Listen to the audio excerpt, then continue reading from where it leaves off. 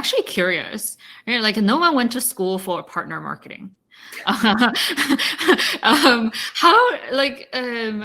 did you see people who work on partner marketing start, or what kind of background do they have, or like is it literally let's try something and learn from it, or like how do you think about finding good partner marketing people or becoming one of them? To me, I think partner marketing should grow out of product marketing, but I may be biased because that's my sort of marketing major is product marketing. But I really think as a marketer, and I think about kind of how I started as a marketer, I didn't go to school for marketing either. I was actually going to be a lawyer. And I majored So much more fun. Oh gosh. Yeah, I majored in international relations with heavy emphasis on anthropology. But for me, what was interesting is the study of people and how they do things and what do they do in their ecosystem, whether they're a native tribe in the Amazon or they're an accountant trying to figure out how to save on taxes for their client. They still have certain practices and they have a certain rhythm and a flow and a thing that they do.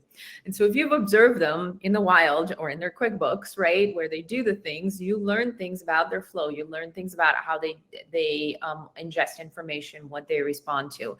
So to me, it's about the curiosity about your customer, their ecosystem, their rhythms and operations and their pain points. And then what can you do? What can you provide of value? And then the next step in the partner land is of shared value that can create more better experience and revenue for both sides. So for me, in an earlier stage company, I think it starts within product marketing.